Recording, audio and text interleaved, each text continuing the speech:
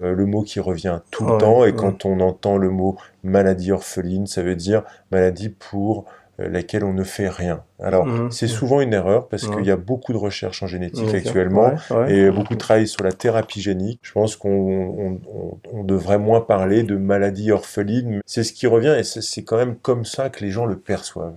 J'ai une D'accord. maladie rare, je vais avoir un handicap, je vais être un peu marginalisé de par mon handicap. Quand tu es spécialisé dans les maladies de la rétine, que tu as de l'expérience, que tu Mhm. vois un peu comment les choses se présentent, Ouais.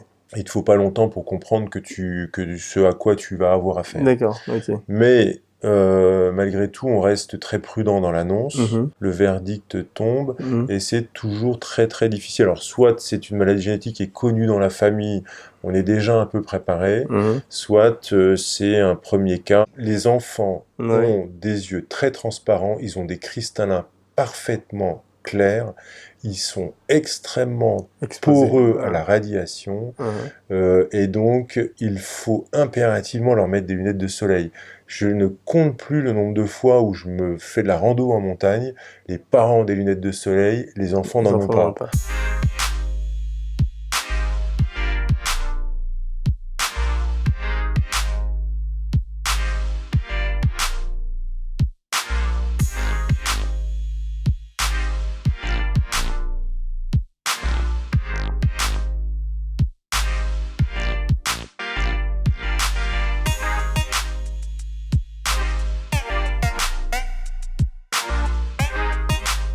Il ne faut jamais regretter de ne pas avoir essayé, il faut essayer pour ne pas regretter. Salut à tous et bienvenue sur DB Lancez-vous, je m'appelle Yves Wansi, je suis entrepreneur social et solidaire. Je suis malvoyant et j'ai la chance d'être handicapé tout simplement parce que mon handicap m'a donné l'opportunité et la chance d'être entrepreneur. Bienvenue dans ce nouvel épisode de Partage Positif, une série de vidéos qui a pour objectif de vous faire contribuer en participant aux vidéos de DV Lancez-vous. Vous avez des idées, des sujets, des projets et vous voulez être interviewé sur DV Lancez-vous ou une vidéo sur DV Lancez-vous.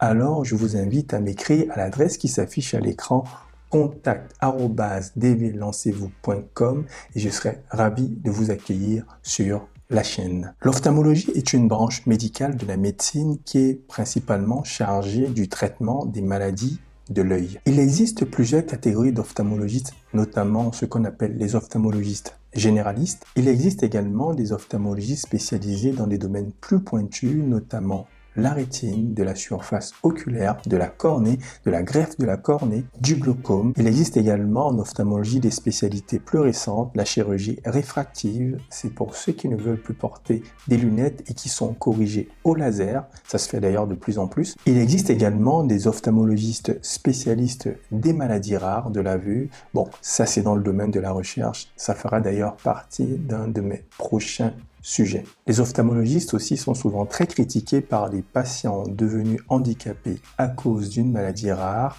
Certains disent que après que l'ophtalmo m'ait donné le nom de ma maladie, le verdict, il m'a dit qu'on ne pouvait plus rien faire pour moi, il m'a laissé sur le carreau, il ne m'a pas soutenu et il m'a dit allez contacter les associations qui pourraient vous accompagner. Je dirais que c'est vrai qu'il y a certains ophtalmos qui ont une manière de procéder sans délicatesse, mais on ne peut pas tous les englober. Mon invité du jour est spécialisé dans les maladies de la rétine. C'est le docteur Olivier Naoun qui exerce à Strasbourg. Pour la petite histoire, c'est l'ophtalmologiste qui me suit depuis plus de 15 ans. J'en ai rencontré plusieurs quand j'étais adolescent, mais ceux-là n'ont pas pris le risque de m'opérer. Docteur Naoun, c'est celui qui a pris le risque de m'opérer il y a 15 ans. Il m'a évité une cécité dans laquelle je me plongeais tout doucement et il m'a permis de garder un petit reste visuel. C'est pas évident avec mon cas rare.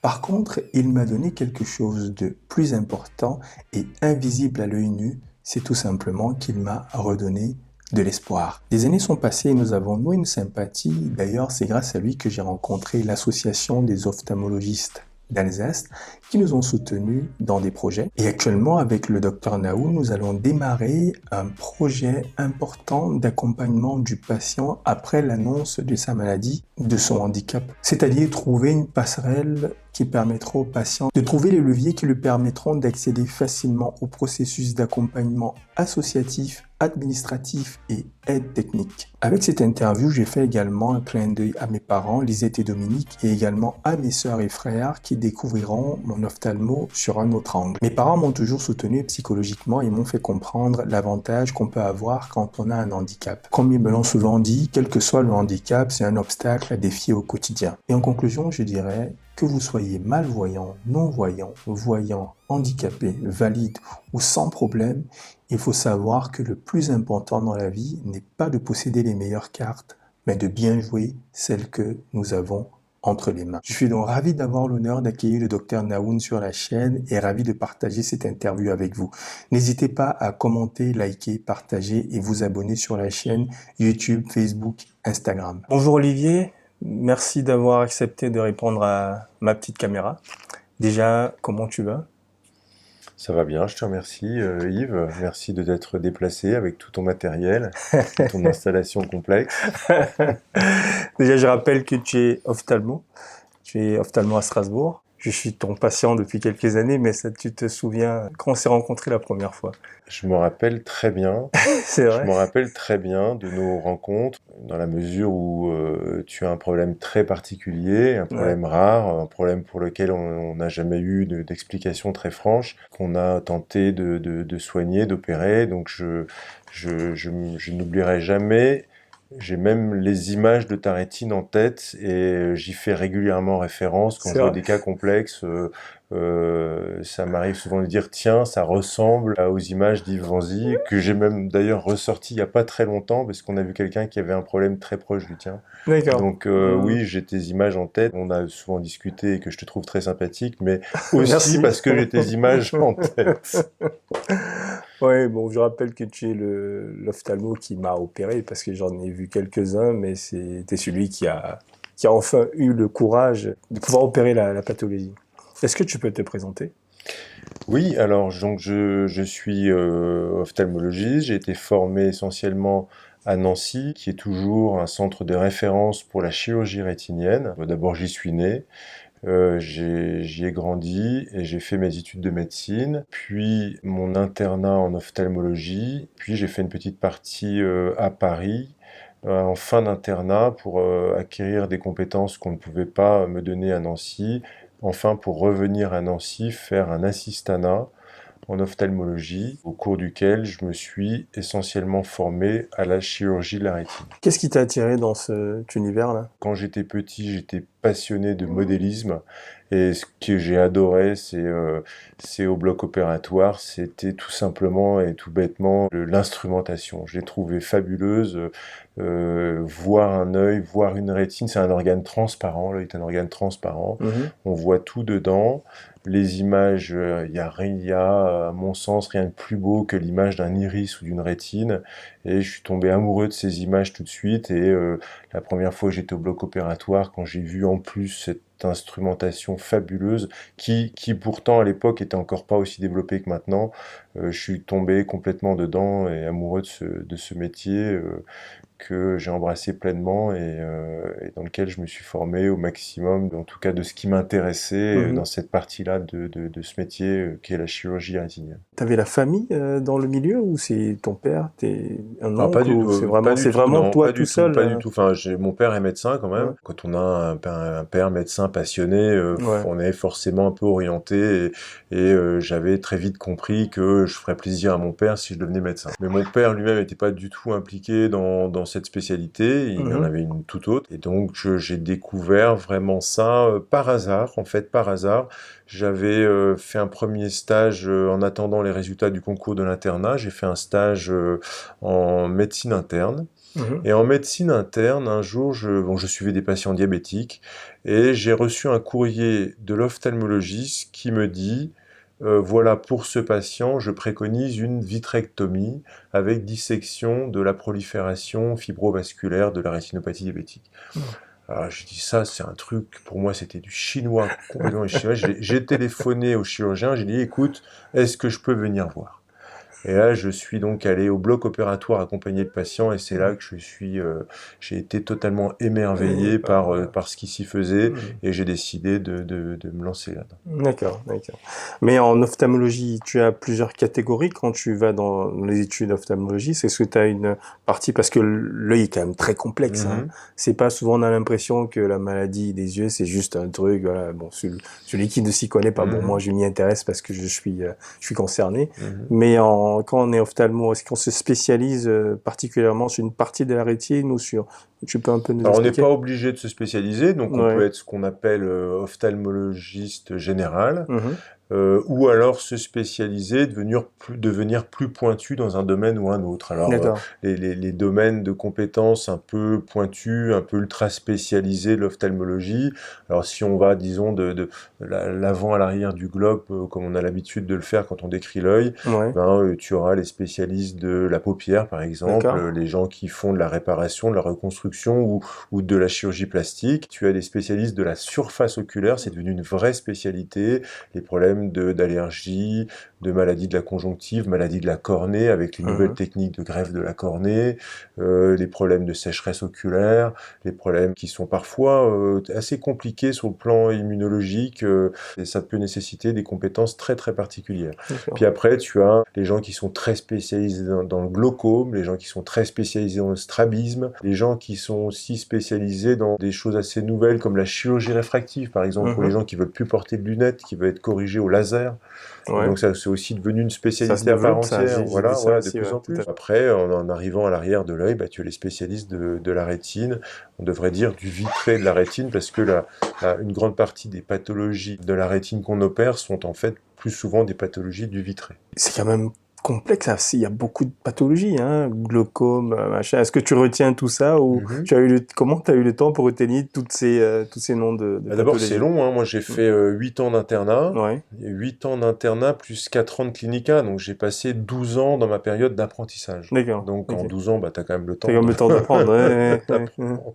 Mais quand tu es arrivé au bout de tes études, tu commences à exercer par rapport à la complexité des pathologies de tous les types, tu dois maîtriser probablement que, je dirais, 30%. D'accord. Je pense Ouais. que tu ignores en débutant pratiquement 70% de la Ok. pathologie. Quand tu prends juste un manuel sur les uvéites, juste les pathologies inflammatoires de l'œil, hein, Ouais. qui touchent aussi bien la cornée, l'iris, la rétine ou le vitré, tu as des pavés de 300, 400 pages avec des pathologies les plus courantes aux pathologies les plus complexes, les développements sur le plan immunitaire et sur le plan thérapeutique, ça devient d'une telle complexité que si tu t'es pas consacré au sujet, bah, tu en maîtrises vraiment une petite part. Et je pourrais te dire la même chose sur la rétinopathie diabétique, sur tout ce qu'on connaît maintenant, sur la néo-angiogénèse, par exemple, que ce soit pour la diabétologie, pour la dégénérescence maculaire liée à l'âge. Mhm. On est une discipline qui est très très portée sur la recherche et l'innovation. Mhm. Et donc, entre ce qu'on devrait savoir qui est connu et s'intéresser à ce sur quoi on travaille, on cherche, c'est un domaine extrêmement vaste. Et Mhm. donc, oui, je pense qu'il faut avoir l'humilité d'accepter l'idée que ben, on fait avec un petit bagage de connaissances et on s'adapte et surtout, on a recours aux gens très très spécialisés quand ça devient compliqué. Et je pense aussi au niveau de la vision, ça évolue par rapport à la Ben, nouvelle. oui, Qu'est-ce que c'est t'en pas penses? tellement les maladies qui évoluent, parce que les maladies, elles sont là, elles existent, elles ont probablement Ouais. toujours existé, Ouais. mais c'est nos capacités de les étudier qui D'accord. évoluent, nos D'accord. Ok. capacités de les connaître et de les Mhm. traiter qui évoluent. Mhm. Au niveau aussi technique chirurgicale, ça évolue aussi. Alors, technique chirurgicale, c'est probablement ce qui évolue le plus lentement, en fait. On est totalement tributaire de l'évolution technologique. En fait, Mhm. le progrès chirurgical dépend qu'en partie des chirurgiens, D'accord. mais Ok. c'est surtout les ingénieurs. Actuellement, le progrès chirurgical, il est essentiellement technologique, hein. D'accord. Mhm. Ok. Donc, on collabore, on aide au développement de nouvelles techniques, mais ça reste dans la dynamique du progrès technologique et comme on est dans des marchés, par exemple la chirurgie vitréo-rétinienne est un marché de niche qui intéresse de petits laboratoires, le progrès est pas si rapide que ça. Alors on bénéficie de la miniaturisation, de la fibre optique, de choses qui sont développées dans d'autres disciplines, mais je dirais que le développement très spécifique ne va pas très vite. C'est donc, je suis rentré dans le bloc opératoire pour la première fois en 1992. Bon, c'est sûr que depuis, il y a eu pas mal de progrès, mais pas tant que ça. Je vois bien en allant régulièrement dans les congrès de chirurgie, je dirais que si tu veux te tenir à la page, tu peux aller à un congrès tous les 3 ans, pratiquement, ça suffit largement. D'accord, ok. Tu étais dans un bloc pour filmer, parce que souvent j'ai vu l'endoscopie du poignet, parce que maintenant c'est une caméra qu'on envoie. Tu vois, c'est à peu près pareil au niveau des yeux. Est-ce qu'on ouvre, comment on ouvre, alors, on coupe, au on niveau couse, des comment yeux, la particularité, c'est comme l'organe est tout à fait transparent, tu mets une lentille, tu poses une lentille sous la cornée, tu vois tout ce qui se passe dedans. Mais comme la cornée n'est pas toujours très transparente, ou parce qu'il y a des angles de vue qui sont pas toujours évidents, eh bien on met au point aussi de plus en plus avec la miniaturisation de la fibre optique, du laser et de l'instrumentation, on a commencé maintenant à mettre au point des dispositifs de chirurgie endoscopique de l'œil qui marchent très bien. Ah ouais, d'accord. Ah ouais, ça c'est une révolution, ça. Alors, une révolution, ça existe depuis longtemps, mais la miniaturisation, encore une fois, nous permet, jusqu'à maintenant, on pouvait rentrer peu de fibres optiques dans un œil, donc on avait une image peu résolue. Maintenant qu'on a miniaturisé la fibre optique, on arrive à faire de belles images bien résolues, avec une toute petite fibre optique qui passe par des orifices autour de 20-25 gauges. Hein. On arrive à passer une fibre optique qui te fait une image avec une bonne résolution, et du coup, on arrive à voir des zones de l'œil qu'on a du mal à voir, notamment ce qui se passe derrière l'iris, parce que là, c'est l'angle mort de vision de l'œil. On arrive à voir, par exemple, bien le corps ciliaire, ce genre de choses, la face postérieure de l'iris, la périphérie de la rétine, ce qu'on avait encore un petit peu de mal à voir parfaitement bien. Est-ce qu'on peut faire une opération, une chirurgie à distance? Est-ce que ça se fait déjà comme dans... C'est pas possible? Non, pour l'instant, on arrive à faire des actes chirurgicaux assez simple sur l'œil, sur la cornée, la conjonctive, de manière robotisée. Ce sur quoi il y a de plus en plus de travaux. On imagine qu'on pourrait faire la chirurgie de la cataracte de façon robotisée. Mais pour l'instant, la finesse du geste, la complexité, la variabilité du geste est telle que la robotisation est compliquée. Donc la téléchirurgie est pour l'instant pas envisageable. Nos limites, en tant que spécialiste de la rétine, exerçant dans ce cadre-là, donc de médecine de ville, nos limites, c'est les maladies génétiques. Parce que les maladies génétiques, maintenant, c'est vraiment du ressort de centres spécialisés en génétique.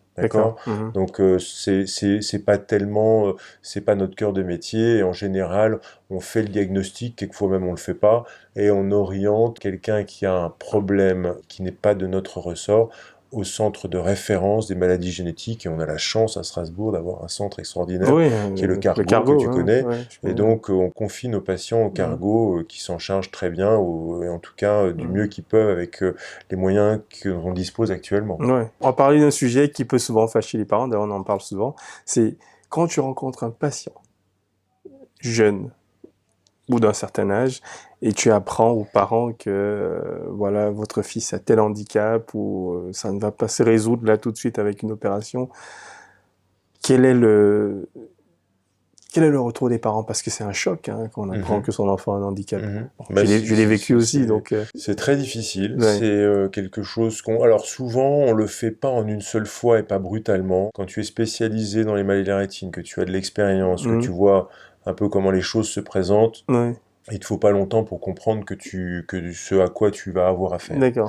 Mais malgré tout, on reste très prudent dans l'annonce, et en général, on va d'abord essayer de découvrir un peu mieux ce qui se passe, et donc on va faire des examens complémentaires. Donc ça va permettre de reconvoquer le patient et de le voir en plusieurs fois, de l'amener tout doucement. On va un peu distiller l'information, on n'est jamais brutal. Ça reste de toute façon quelque chose de difficile, parce qu'il y a un moment, à la fin des examens, il va falloir que le verdict tombe, et c'est toujours très très difficile. Alors soit c'est une maladie génétique qui est connue dans la famille, on est déjà un peu préparé, soit c'est un premier cas, Et là, c'est en général très très difficile.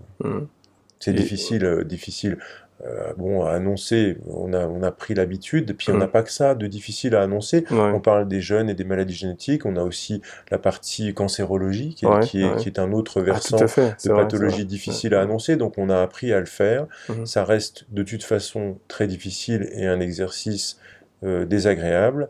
Mais on doit le faire, ça fait partie de notre métier, c'est le début de l'accompagnement, l'annonce est le début de l'accompagnement en général. Et donc, il y a un moment où on doit se résoudre à expliquer les choses. Alors on le fait le plus délicatement possible, en général, on essaie de ne pas trop, de ne pas être dans une première approche. On essaie de pas être trop désespérant et on essaie d'aborder l'avenir de la manière la plus positive possible. Donc c'est un discours qui doit être le plus positif. Quand on a affaire à une pathologie dont on sait que le pronostic à pas court mais moyen terme est mauvais, on l'annonce pas tout de suite. On commence déjà par bon, qu'est-ce qu'on fait maintenant? Et tout doucement, on va au fil des rendez-vous, on va tout doucement aborder l'avenir. D'ailleurs, on remarque assez souvent que dans la première approche, beaucoup de gens ne demandent pas tout de suite quel va être l'avenir. Ils demandent l'avenir à court terme, à moyen terme. Assez souvent, les questions ne se posent pas tout de suite sur l'avenir au long cours, parce que ça fait peur, parce qu'on le redoute, parce qu'on a envie déjà d'intégrer le diagnostic, de l'accepter, de gérer le court terme, le quotidien. On va pas aborder le long terme tout de suite. Et ça va se faire dans l'accompagnement. Par rapport à ton expérience, tu as une maladie que tu vois régulièrement chez les jeunes ou chez les personnes? On va pas parler de DMLA parce que c'est lié à l'âge, bon, la c'est autre maladie chose. chez les jeunes qu'on rencontre, et bon, tu le sais bien, c'est la rétinopathie pigmentaire et toutes ses formes, puisqu'il y a les formes sont très variées, exactement, avec des pronostics très différents selon les formes. Ça reste évidemment le diagnostic qu'on redoute chez les jeunes. Après, il y a beaucoup de pathologies. On va être de plus en plus confronté à la myopie forte. La myopie forte est un phénomène qui devient de plus en plus important avec une influence du milieu extérieur qui n'est pas négligeable. Tu sais que on incrimine beaucoup l'absence de lumière naturelle, l'hypersollicitation en vision de près, le manque d'exposition à la lumière naturelle. Actuellement, on parle de génétique, qui sont autant de facteurs favorisants pour la myopie forte. Et donc, la myopie forte, bon, on l'a beaucoup observé en Asie. L'Asie est le territoire je dirais, le meilleur observatoire de l'évolution de la myopie, puisque c'est eux qui sont les plus touchés. La myopie forte sera un facteur de handicap à l'avenir qui est amené à croître. C'est aussi tout un cortège de complications. Les patients et leurs familles utilisent beaucoup le mot de maladie orpheline. Ça, c'est vraiment le mot qui revient tout le temps. Et quand on entend le mot maladie orpheline, ça veut dire maladie pour laquelle on ne fait rien. Alors, c'est souvent une erreur parce qu'il y a beaucoup de recherches en génétique actuellement et beaucoup de travail sur la thérapie génique. Et donc, c'est pas vrai, on ne fait pas rien. Donc, la maladie orpheline, je dirais qu'actuellement, dans cet élan technologique autour de la génétique, je pense qu'on devrait moins parler de maladie orpheline, mais c'est ce qui revient et c'est quand même comme ça que les gens le perçoivent. J'ai une maladie rare, je vais être un peu marginalisé de par mon handicap, je suis victime d'une maladie orpheline. Je me souviens, quand tu parles de thérapie génie, c'est David Gaucher qui disait justement qu'on commence déjà à rentrer dans ce processus-là. Je crois qu'il y a eu des tests. Il y a déjà des maladies comme la maladie de Stargardt, par exemple. Il y a des protocoles, alors ça reste des protocoles. Donc évidemment, comme tout protocole dans ce domaine-là, c'est centralisé.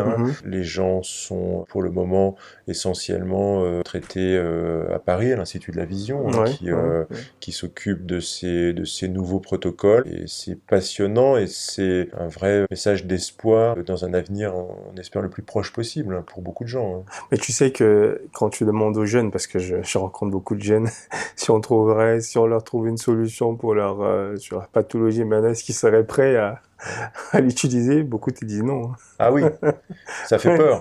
ouais, ça fait peur, Oui, ouais, oui, ça ouais, fait ça peur. fait peur, Bah, ouais. c'est-à-dire que quand on s'intéresse de près à comment fonctionne la thérapie génique, ça peut faire peur. Quand on parle de génétique, on a peur en Ouais, général. Pourquoi la génétique a une image globalement un peu défavorable? ouais, Déjà parce que on parle beaucoup d'OGM, par ouais, exemple. On parle ouais. beaucoup de la Mhm, manipulation génétique sur les êtres vivants, mhm, sur le végétal, sur l'animal. Donc la manipulation génétique fait peur. Il y a beaucoup dans des cercles très marginaux. Des volontés de manipuler le gène pour modifier l'humain dans des domaines un peu plus tristes et plus sombres. Et on parlait tout à l'heure de justement l'accompagnement après l'annonce du handicap. On en a discuté que c'est vraiment un champ très complexe. Hmm. Hein.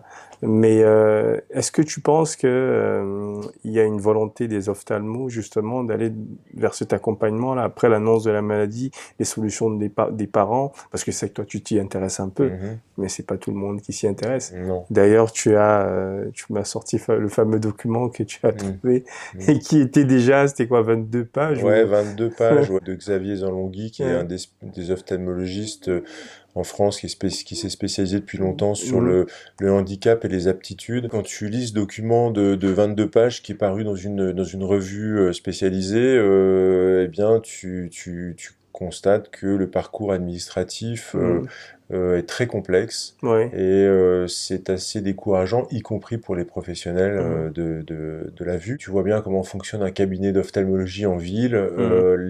l'hyper-sollicitation, les délais de rendez-vous. Le temps consacré pour chaque patient, il est sûr que pour arriver à contenter tout le monde, à réduire les délais de rendez-vous et augmenter nos capacités de prise en charge, bah, tout ça c'est fait au détriment du temps qu'on passe avec chaque personne Ouais.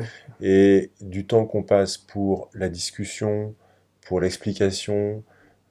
Tu vois, quand tu prends en charge des pathologies complexes, il faut passer du temps à expliquer au patient, à la famille qui va accompagner. Tout ça prend beaucoup de temps et du temps on en a de moins en moins, Mhm. hélas. Si tu ajoutes à ça la complexité du parcours, Ouais. bien c'est vrai que ça décourage beaucoup de praticiens Ouais. qui décident assez souvent de ne pas s'occuper réellement de l'accompagnement Mhm. et d'essayer de le déléguer au maximum. Le problème, c'est même si tu veux le déléguer, tu ne sais même pas toujours à À qui, qui déléguer? Ouais. comment faire, Ouais, ouais, c'est vrai. hein, et à qui t'adresser. Ouais. Donc tout est compliqué, donc c'est un truc qui fait peur. Mhm. Donc souvent les patients c'est un peu la double peine. Les gens ont une pathologie, ils doivent l'accepter. En plus, ils se retrouvent un peu patients, patate chaude, qu'on se repasse de l'un à l'autre en Ouais. disant je te confie le patient parce que tu es plus spécialiste que moi et ben, c'est triste mais c'est comme Ouais, ça que c'est... ça se passe et à la fois on peut pas jeter la pierre aux praticiens qui Mhm. sont hyper sollicités Ouais. et pour qui c'est trop et complexe et trop chronophage. Mais moi, je partage ton avis parce que à l'époque, quand je n'étais pas encore dans cet écosystème-là, Mm, ophtalmologie, association, je mm, comprenais pas. J'avais aussi cette, je vais pas dire cette haine mm, de l'ophtalmo parce qu'il mm, t'a annoncé la maladie. mm, Moi, je l'ai pas eu parce que mm, c'était encore différent. mm, Et quand j'entends souvent des parents ou des personnes qu'on leur a pris leur maladie et là, tout de suite, il était froid, le médecin était froid. Il mm, m'a dit ça. Après, il mm, m'a dit allez mm, voir les associations. mm, Quand tu n'es pas dans le milieu, tu peux pas comprendre ça. Je mm, pense que c'est pas le métier d'un mm, médecin. mm, Ça, mm, d'ailleurs, on en a parlé, on en mm, a discuté.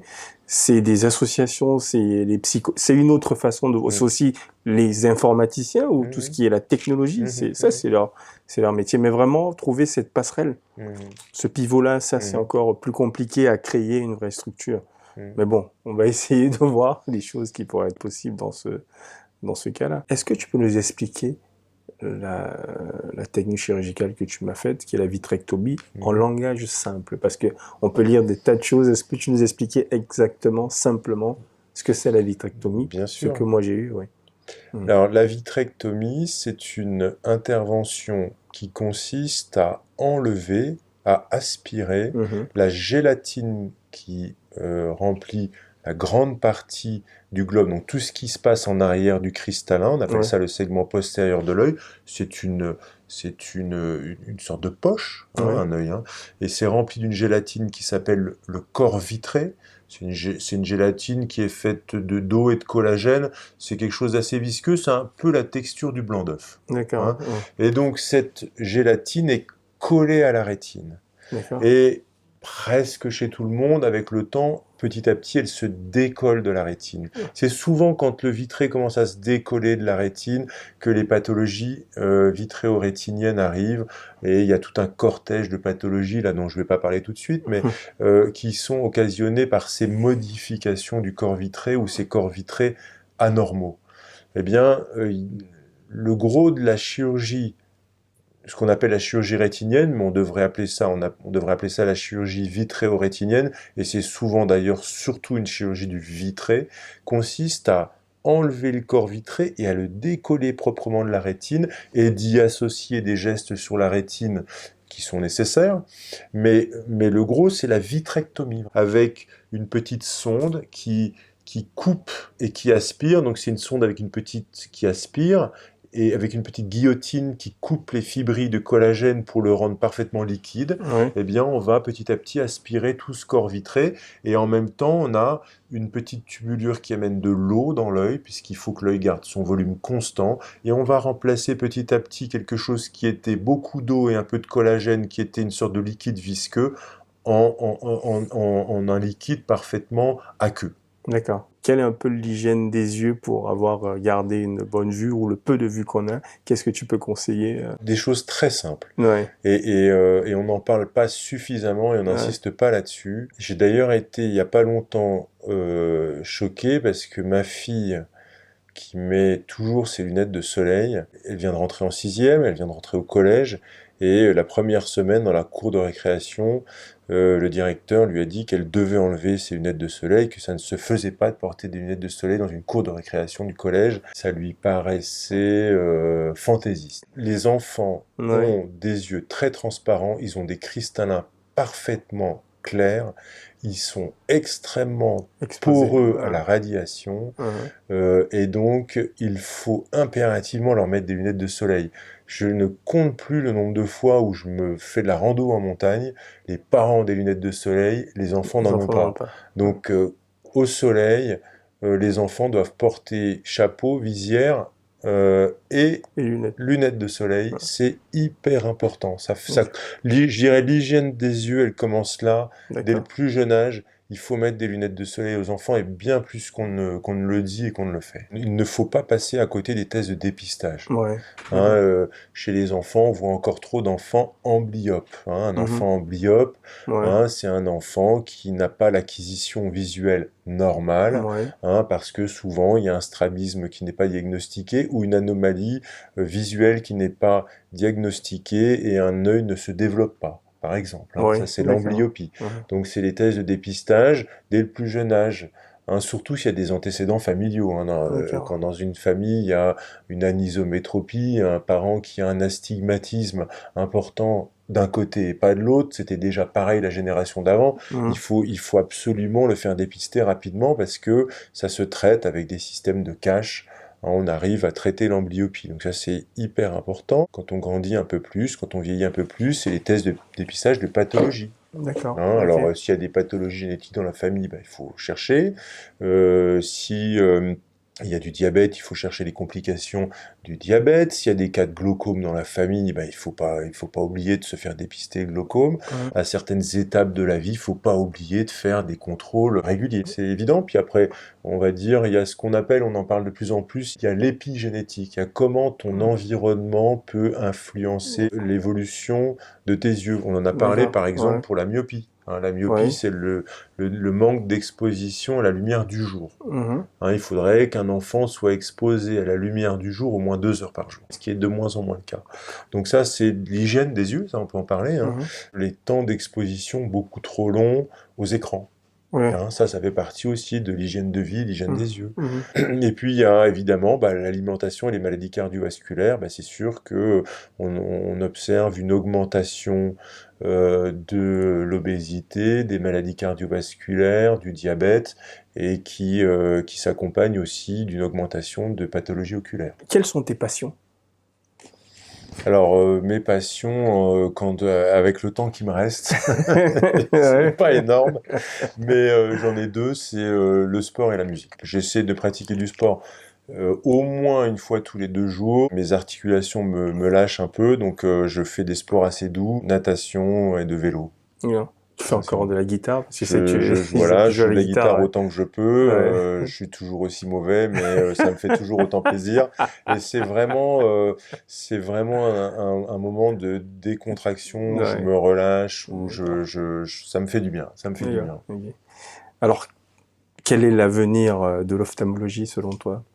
Pour la dernière question. L'avenir de l'ophtalmologie, ça va dépendre d'abord de l'évolution de la démographie ophtalmologique, puisqu'on D'accord? parle de plus en plus des déserts médicaux et Mhm. l'ophtalmologie est impactée de façon importante par cette problématique. C'est vrai qu'il y a beaucoup, il y en Et a beaucoup, donc, ouais. pour l'instant, on n'a pas de réponse très bonne. On attend pas mal de nouveaux systèmes, c'est-à-dire améliorer l'accessibilité dans les zones les plus reculées, en particulier les zones rurales, Mm. en faisant ce qu'on appelle des centres de premier recours, où on n'aurait pas toujours forcément besoin d'un ophtalmologiste, mais au moins d'un professionnel de la vue qui Mhm. peut être un orthoptiste, qui peut être éventuellement, mais maintenant on le voit de plus en plus, des infirmières qui se forment, Mhm.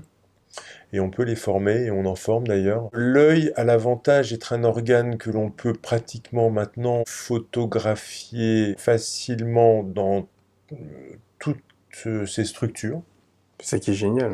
Et donc, on peut aussi faire alors, on peut faire les mesures de la vue, mesure de la pression oculaire, faire des photos maintenant du segment antérieur de l'œil, de l'iris, de la pupille, donc, de la rétine facilement. On a des rétinographes grand champ maintenant. Donc, on peut faire beaucoup de choses. Et toutes ces données qui peuvent être importées numériquement sur des plateformes de données et peuvent être lues à distance. Donc, D'accord. on va avoir recours probablement beaucoup au centre de premier recours couplé à de la télémédecine pour au moins trier les patients. D'accord. C'est-à-dire distinguer celui qui a juste besoin d'une ordonnance de lunettes ou d'un Mhm. renouvellement de lunettes de celui qu'il faut revoir parce que manifestement il y a un problème qu'il faut explorer. Ça permettrait de régler en partie le problème des déserts médicaux. Donc ça c'est quand même une des Ouais, c'est grosses pas mal. problématiques. Ouais.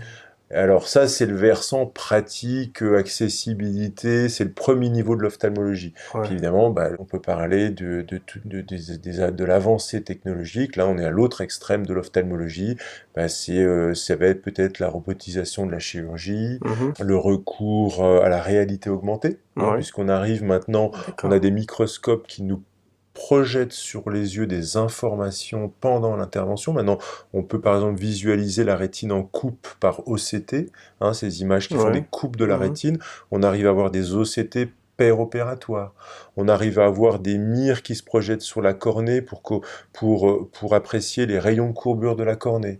Donc on a maintenant de la réalité augmentée dans les microscopes opératoires. On va avoir les progrès probablement dans la thérapie génique et dans l'exploration du génome. On aura des progrès, j'espère, dans le traitement du glaucome parce que c'est probablement une des parties chirurgicales qui est le plus en retrait par rapport au progrès. Mhm. Donc on a vraiment besoin de progresser dans la chirurgie du glaucome et dans l'approche vraiment thérapeutique des glaucomes difficiles à Oui. traiter. On peut parler évidemment de la dégénérescence maculaire avec des Mhm. nouvelles molécules, avec peut-être des petits réservoirs à médicaments qu'on pourra implanter dans l'œil Mhm. et qu'on pourra remplir tous les 6 mois par D'accord. exemple. Le patient lui-même pourrait le faire ou Non, non, c'est... non, D'accord. ça sera rempli probablement là dans un univers très stérile, hein, D'accord. Ok. mais c'est un petit réservoir qui est à l'étude Mhm. actuellement, qu'on pourrait implanter dans l'œil, un peu comme les systèmes de chimiothérapie. D'accord. Ok. Hein, donc on remplit, et puis le dispositif délivre le médicament Médicament. D'accord. progressivement, de manière à ce on ne soit pas obligé de repiquer dans les yeux, par exemple tous les mois, comme on le fait Mhm. beaucoup pour la dégénérescence maculaire ou pour le diabète. Combien de types de types de DMLA il existe? Alors, il existe deux grands types de Mhm. DMLA, on va dire, puisque c'est comme ça qu'on l'a vulgarisé dans l'approche, hein. On Ouais. dit la DMLA sèche, la DMLA humide. Ouais. Bon, la DMLA sèche, c'est la DMLA atrophique, celle pour laquelle on n'a pas de traitement actuellement. C'est la Ouais. rétine qui disparaît purement et simplement. Mhm. On a la DMLA exsudative, la DMLA humide, Ouais. qui correspond à une poussée de néovaisseaux, des petits vaisseaux vaisseaux qui poussent sous la rétine et D'accord. qui soulèvent la rétine, qui éventuellement provoquent un œdème ou éventuellement font saigner la rétine. Ça, c'est les deux grandes variétés, mais dans la réalité pratique, ces deux formes cohabitent souvent. Quelqu'un qui a une DMLA humide a souvent aussi une part sèche. On maîtrise bien la partie exsudative, humide de la maladie, puis on maîtrise pas l'évolution atrophique de la maladie D'accord. Ok. qui petit à petit fait baisser la vue. On parle d'ophtalmologie, mais on parle de handicap aussi, handicap visuel. Et moi, je pense, je te l'ai dit d'ailleurs, que le handicap visuel, je pense que c'est le handicap qui fait le plus peur. Est-ce que toi, tu as aussi ce ressenti? La communauté des personnes handicapées visuelles disent que, bon, déjà, les handicapés visuels ne sont pas les grands combattants. C'est pour ça qu'ils sont toujours en retrait. C'est le parent pauvre du handicap.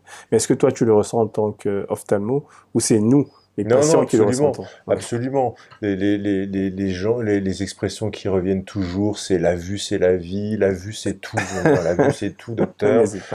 Et donc, et à l'extrême, quelquefois des propos extrêmement pessimistes des gens qui me disent si je perds la vue, je me fous en l'air. Et oui, bien sûr, c'est comme ça qu'on le ressent et qu'on le vit. On a vraiment l'impression, cette sensation aussi d'avoir une très grande responsabilité dans la prise en charge des gens. Chaque dixième qu'on perd, chaque mauvaise nouvelle qu'on a annoncée est toujours très difficile. Waouh, on pourrait passer des heures pour... on pourrait passer des heures, c'est sûr.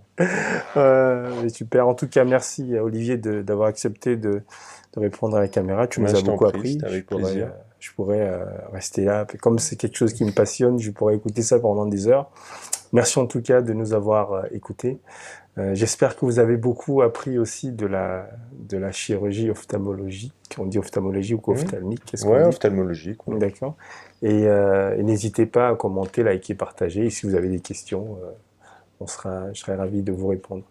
En tout cas, merci de nous avoir écoutés. À très bientôt sur DV Lancez-vous. Merci Olivier. Peut-être un dernier mot? Non, écoute, je crois qu'on a... ou alors on repart pour 2 heures.